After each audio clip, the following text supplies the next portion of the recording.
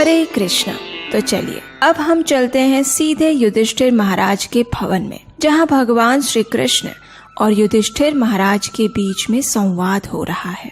युधिष्ठिर महाराज ने भगवान श्री कृष्ण से पूछा, हे परम पुरुषोत्तम, आपकी कृपा से मैंने देवशयनी एकादशी कथा का महत्व जाना। अब कृपया आप मुझे आषाढ़ मास के कृष्ण पक्ष में आने वाली एकादशी के विषय में बताएं।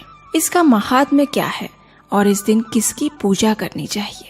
युधिष्ठिर महाराज का प्रश्न सुनकर भगवान ने मंद स्मित के साथ उत्तर दिया, हे राजन, यही प्रश्न एक समय नारद मुनि ने ब्रह्मा जी से पूछा था और उन्होंने जो वर्णन किया था उसे यथारूप मैं आपके समक्ष प्रस्तुत करता हूँ। ध्यान पूर्वक सुनिए।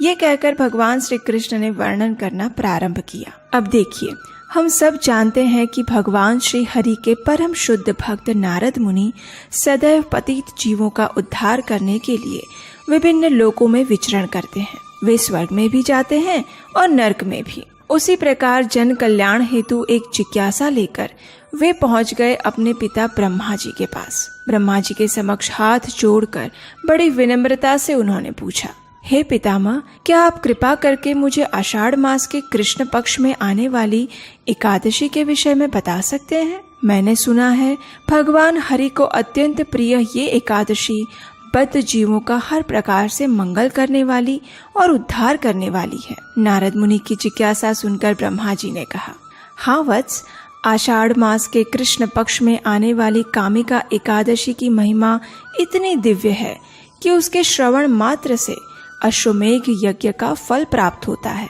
इतना ही नहीं, जो भी व्यक्ति इस व्रत का पालन करता है उसे वन सागर सहित संपूर्ण पृथ्वी के दान के तुल्य और बछड़े सहित किए गए गायों के दान के समान पुण्य फल प्राप्त होता है। ये एकादशी सभी दिनों में शुद्धतम है और पापों का नाश करने में सबसे प्रबल है। इतना कहकर ब्रह्मा जी ने अब कामिका एकादशी की एक विशेष महिमा का गुणगान करना प्रारंभ किया। ब्रह्मा जी ने कहा, इस दिन जो भी व्यक्ति एक तुलसी दल के साथ भगवान श्री हरि की पूजा करता है उसे 200 ग्राम स्वर्ण या 800 ग्राम चांदी दान करने के समान पुण्य प्राप्त होता है। कामिका एकादशी के दिन तुलसी पूजन का विशेष महत्व है। इस दिन मात्र तुलसी के दर्शन करने से, स्पर्श करने से और उन्हें प्रार्थना अर्पित करने से जीव समस्त बाधाओं से मुक्त हो जाता है। उसे यमराज के दर्शन कभी नहीं करने पड़ते। और यदि कोई भगवान केशव को इस दिन नव अंकुरित तुलसी मंजरी अर्पित करता है तो वह अपने पूर्व और वर्तमान जन्म के सभी पापों से मुक्त हो जाता है। चलिए अब हम आपको सुनाते हैं ब्रह्म वैवर्त पुराण में वर्णित ब्रह्म कल्प में घटित एक पौराणिक कथा। एक समय नव यौवना तुलसी धर्मध्वज राजा की पुत्री के रूप में अवतरित हुई थी। उस समय भगवान नारायण की तपस्या करने हेतु वे विविध तीर्थ स्थानों में भ्रमण कर रही थी। ऐसे में गंगा तट पर उन्होंने विघ्न विनाशक गणेश जी को देखा।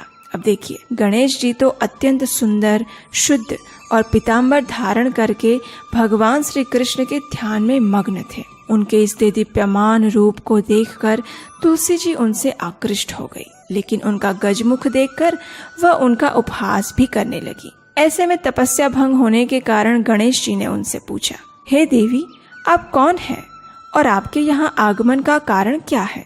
क्या आप नहीं जानती कि तपस्वियों का ध्यान भंग करना सदैव पापजनक होता है? गणेश जी की बात सुनकर तुलसी जी ने कहा, मैं धर्मध्वज की कन्या हूँ और मैं पति प्राप्त करने हेतु तपस्या कर रही हूँ। आपको देखकर मैं आपसे आकृष्ट हुई। कृपया मुझे अपनी पत्नी के रूप में स्वीकार करें। इस बात को सुनकर गणेश जी ने कहा, हे देवी, विवाह करना बड़ा ही भयावह कार्य है और विवाह सर्वदा दुखों का कारण बनता है। इसलिए मेरी विवाह करने की कोई इच्छा नहीं। इसलिए कृपया आप मेरी ओर से अपना ध्यान हटाकर किसी और पुरुष को ढूंढिए। ये सुनकर तुलसी जी को क्रोध आ गया और उन्होंने कहा, तुम्हारा विवाह अवश्य होगा। जब गणेश जी ने उनका ये रूप देखा तो उन्होंने तुलसी जी को श्राप दिया, हे देवी, तुम निसंदेह असुर पत्नी बनोगी और उसके पश्चात भगवत कृपा से तुम वृक्ष बन जाओगी। अब ये सुनकर तुलसी जी अत्यंत भयभीत हो गई और गणेश जी को प्रार्थनाएं करने लगी कि वो इस श्राप को वापस ले। लेकिन गणेश जी ने कहा, हे देवी, तुम सभी पुष्पों में प्रमुख बनोगी। कालांतर में तुम भगवान नारायण की प्रिय बनोगी।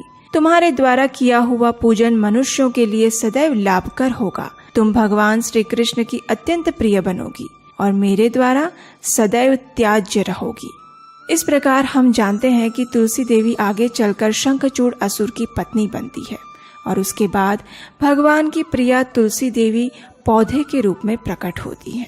तो ये तो थी तुलसी देवी से संलग्न पौराणिक कथा। लेकिन क्या आप जानते हैं तुलसी देवी की जाने और अनजाने में की गई सेवा के चमत्कार आज के कलयुग में भी देखने को मिलते हैं।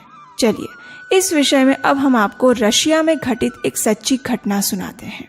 ये घटना अरुण लोचन नाम के एक 30 वर्षीय रशियन भक्त के जीवन में घटित हुई थी। जब अरुण लोचन एक बालक थे तो उनकी माता ने अनजाने में ही तुलसी के पौधों को विकसित किया और रशिया की तीव्र सर्दी में भी उसकी देखभाल की। प्रारंभ में तो उन्हें लगा कि ये भी अन्य पौधों की तरह सामान्य पौधा है, लेकिन धीरे धीरे उन्हें तुलसी देवी की आध्यात्मिक शक्ति का अनुभव होने लगा। कुछ समय बाद वे तुलसी देवी से इतनी आकृष्ट हुई कि अन्य पौधों की तुलना में वे सबसे अधिक देखभाल और सेवा तुलसी के पौधे की करने लगी।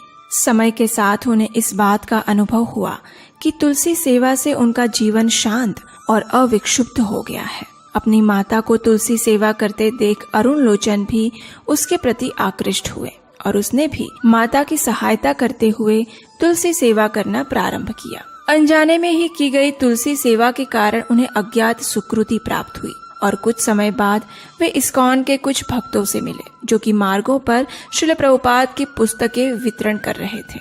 अरुण लोचन ने उनसे कुछ पुस्तकें खरीदी और उन्हें पढ़ना शुरू किया। श्रील प्रभुपाद की पुस्तकों ने उनके जीवन को परिवर्तित कर दिया। उनकी माता ने भी इन पुस्तकों को पढ़ा और वह भी कृष्ण भावनामृत की ओर आकृष्ट हुई।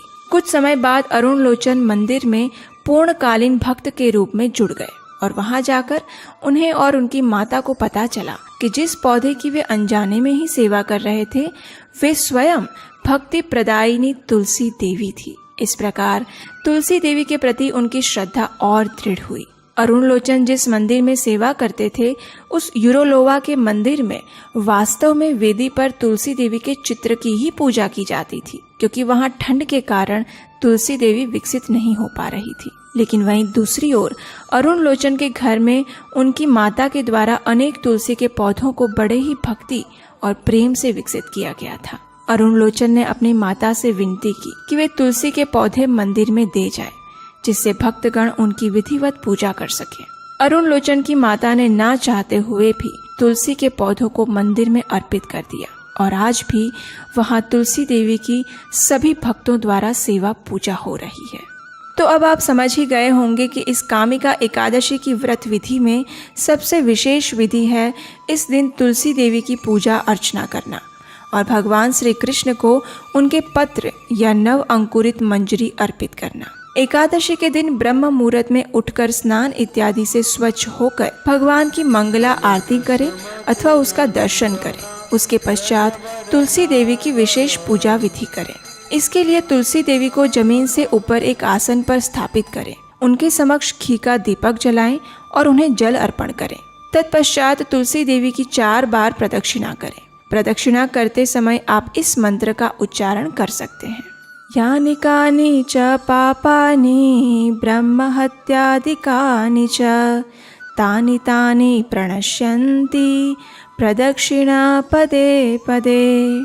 उसके बाद तुलसी देवी को प्रणाम करें और उनके समक्ष बैठकर हरे कृष्ण कृष्ण कृष्ण हरे हरे, हरे राम राम राम हरे हरे इस महामंत्र का अधिक से अधिक मात्रा में जाप करें। एकादशी के दिन किसी भी प्रकार के अन्न भोजन को ग्रहण ना करें, जैसे कि गेहूं, चावल, दाल, फलियां इत्यादि। अपने शारीरिक क्षमता के अनुसार निर्जल जल के साथ, फल के साथ या फिर एकादशी प्रसाद के साथ उपवास कर सकते हैं और अधिक से अधिक मात्रा में हरे कृष्ण महामंत्र का जाप करें। संध्या के समय तुलसी देवी के समक्ष और घर में भगवान श्री कृष्ण के विग्रह या चित्र के समक्ष घी का दीपक अर्पण करें। दूसरे दिन द्वादशी पर प्रातः ब्रह्म मुहूर्त में उठ जाएं, स्नान इत्यादि से निवृत्त होकर हरे कृष्ण महामंत्र का जाप करें और निर्धारित पारण के समय पर किसी ब्राह्मण या वैष्णव को दान देकर अन्न प्रसाद के साथ एकादशी व्रत का पारण करें।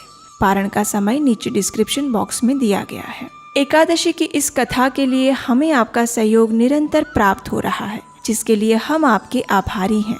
यदि आप एकादशी की महिमा को जन जन तक पहुंचाने में हमारा सहयोग देना चाहते हैं तो आप स्क्रीन पर दिए गए नंबर पर अपना आर्थिक सहयोग दे सकते हैं। तो चलिए सर्व मनोकामना पूर्ण करने वाली इस कामिका एकादशी का श्रद्धा और निष्ठा पूर्वक पालन करते हैं और तुलसी देवी के पूजन द्वारा उन्हें प्रार्थना करते हैं कि वे हमें भगवान श्री कृष्ण के चरणारविंद में रति प्रदान करें। हरे कृष्णा।